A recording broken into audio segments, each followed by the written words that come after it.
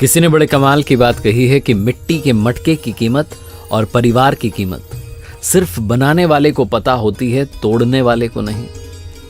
नमस्ते दोस्तों, मैं हूं आरजे कार्तिक। रामायण की एक छोटी सी कथा, एक प्रसंग है जो बहुत कम लोगों ने सुना है। जब प्रभु श्री राम, माता सीता, भ्राता लक्ष्मण वनवास में थे तो अयोध्या में दुख छाया हुआ था।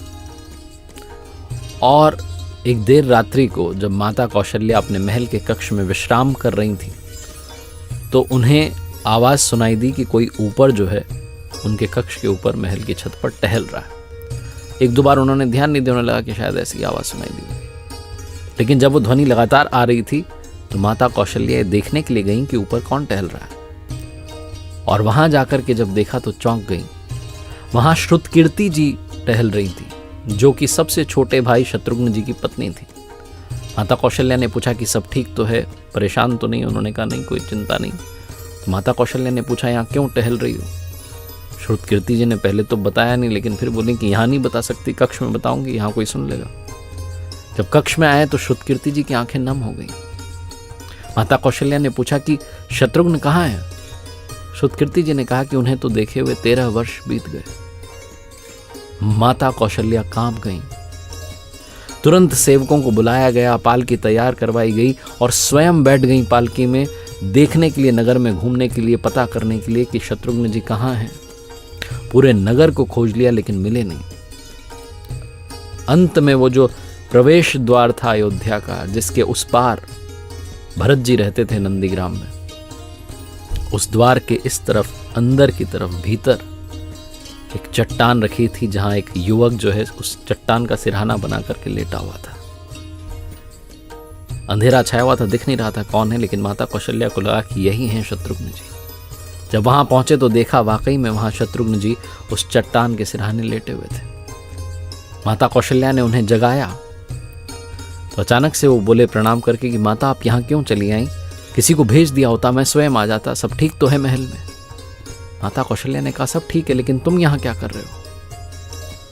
शत्रुघ्न जी चरणों में प्रणाम करके, आंखें नम करके बोले कि मेरे पिताजी स्वर्ग सिधार गए, बड़े भैया वनवास में हैं, भाभी यानी कि मेरी माता वनवास में है, भ्राता लक्ष्मण वनवास में, और यहाँ तक कि भ्राता भरत भी सब कुछ त्याग करके कुटिया बना करके नंदीग्राम में है।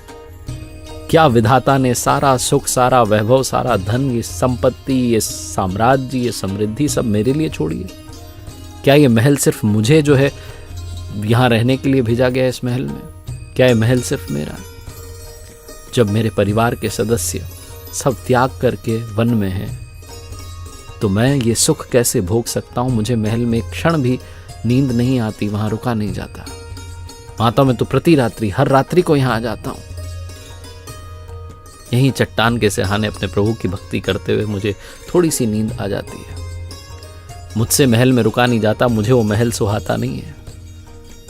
मैं बार बार विधाता को कहता हूं कि मुझे वनवास क्यों नहीं मिल गया। माता कौशल्या बहुत सारा आशीर्वाद देने लगी और कहने लगी कि चलो चलते हैं महल में। शत्रुघ्न जी ने कहा मां मुझे मेरा त्याग करने दीजिए। छोटी सी कथा है रामायण की, जो ये बताती है कि रामायण जो है ये भोग की गाथा नहीं है, ये त्याग की गाथा है। एक दूसरे से सबकी प्रतियोगिता चल रही है त्याग के मामले में। परिवार को अगर संभालना है, सहेजना है, साथ रहना है, तो कई बार त्याग करना पड़ता है अपनी इच्छाओं का, अपनी लालसाओं का। तभी परिवार को आगे आप ले जा सकते हैं। एक बार फिर से वही बात इस कहानी के अंत में कहूंगा जो अक्सर आपसे कहता हूं, ऊपर वाले के आशीर्वाद, अपनी मेहनत, अपनों के प्यार के साथ कर दिखाओ कुछ ऐसा कि दुनिया करना चाहे आपके जैसा। देखते रहिए हर सोमवार सुबह 9:30 बजे मेरे साथ एक नई कहानी, हर शुक्रवार सुबह 9:30 बजे लर्निंग सीरीज का एक नया